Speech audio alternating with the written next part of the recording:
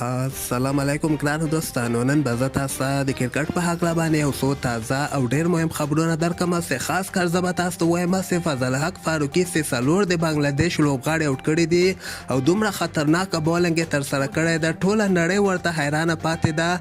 همدغسې آی سی سی هم فضل حق په هکله باندې څه ویلي دي او د پاکستان رسنۍ هم د فضل حق ډېر زیات تعریفونه کوي. او بل طرف ته سنرایزرز حیدرآباد ټیم چې کوم ده هغوی هم فضل حق په هکله باندې یو پوسټ کړی ده. بل به زه تاسو ته دغه پاکستان سوپر لیګ نه په هکله باندې یو خبر درکړم چې نن په پاکستان سوپر لیګ کې یوه ډېره مهمه لوبه ترسره شوله او سبا ته په پاکستان سوپر لیګ کې د حضرت الله زازي دوی ټیم لوبه هم ترسره کیږي. ویډیو تر اخره پورې وګورئ، په هر څه به تاسو پوهیږئ. نو راځم اول زه تاسو ته دغه پاکستان سوپر لیګ په هکله باندې یو خبر درکوم چې نن په پاکستان سوپر لیګ کې د ملتان سلطان ټیم چې کوم ده هغوی د رشید خان ټیم لاهور قلندر سره ډېره مهمه لوبه ترسره کړې وله چې په دغه لوبه کې ملتان سلطان 140 رنزه ټارګټ لاهور قلندر ټیم ته ورکړی و. خو یو طرف ته زه تاسو ته وایم چې دغه لاهور قلندر په 110 رنزو کې صرف 2 لوبغاړي آوټ شوي ول او په 60 اورو کې د دوی دغه ټول تقریبا 9 لوبغاړي آوټ شوي دي او 115 پورې دغه رنزونه رسولي دي.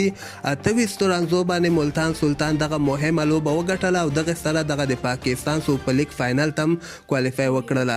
خو لاهور قلندر لپاره یو بل چانس هم اوس برابر شوی دی، یعنی لاهور قلندر به سبا ته چې کومه لوبه ترسره کیدونکې ده د حضرت الله زازي دوی ټیم پېښور زلمی هغوی به اسلام آباد یونایټډ سره لوبیږي. هر یو ټیم چې هغه لوبه وګټي هغوی به لاهور قلندر سره بله ورځ که خیر پاکستان سوپر لیګ کې لوبیږي او سبا ته چې کوم ټیم لوبه وبایلي هغه به پاکستان سوپر لیګ نه آوټ کیږي. دغې نه علاوه به زه تاسو ته د افغانستان فضل حق فاروقي په هکله باندې یو خبر درکړم. لکه څنګه چې تاسو به خبر شوي یاستئ، فضل حق فاروقي بنګلادیش سره چې کومه اولنۍ 50 اوریزه لوبه ترسره شوله په هغه کې په اولني سپیل کې یعنې اولني 15 اورو کې صرف 9 رنزه ورکړي ول او د بنګلادیش 4 مهم لوبغاړي آوټ کړي ول. دغې نه وروسته آی سی سی هم فضل حق فاروقي ته مبارکي رالېږلې ده.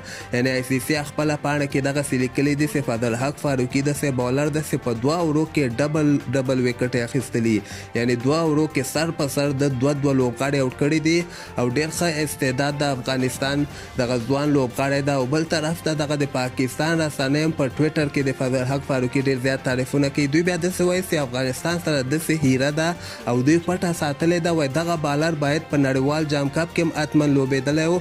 واقعا د بنګلادیش خلاف ډېر زبردست بولنګ ترسره کړ او هندوستان هغه سنرایزرز حیدرآباد ټیم چې کوم ده هغوی هم فضل حق فاروقي په هکله باندې بیا پوسټ کړی ده چې سنرایزرز حیدرآباد ټیم یعنی فضل حق فاروقي د موږ چمپیون بولر چې کوم ده په د بنګلادیش 4 مهم لوبغاړي آوټ کړي دي. په اولني سپیل کې فضل حق فاروقي یعنی په اولني 15 اورو کې د بنګلادیش 4 لوبغاړي آوټ کړي ول او 9 رنزه ورکړي ول. دویم سپیل کې یعنی دغه 15 اور نه وروسته چې کله فضل حق فاروقي دوباره بولنګ ته راغی په دغه نور 15 اورو کې د 15 رنزه ورکړي دي او یو لوبغاړی هم نه ده آوټ کړی چې دغه ډېر د تشویش خبره ده. یعنې فضل حق فاروقي ته پکار ده چې دی خو په اولني سپیل کې ښه بولنګ یې ترسره کړ، بلکې آخر کې هم ده ته پکار ده چې ښه بولنګ ترسره کړي، خپل بولنګ باندې ډېر زیات کار وکړي. او بل دغه بنګلادیش لوبې نه وروسته فضل حق فاروقي بیا خپله انټرویو کې دغسې خبره هم ورکړی و چې موږ دغه بیټسمینانو کم رنزونه کړي و، 40 رنزه کم ول،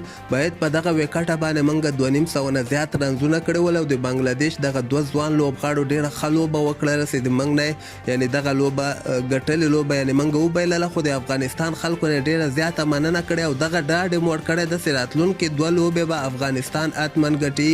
دغه خبر فضل حق فاروقي په خپل ټویټر پاڼه کې شیر کړی ده.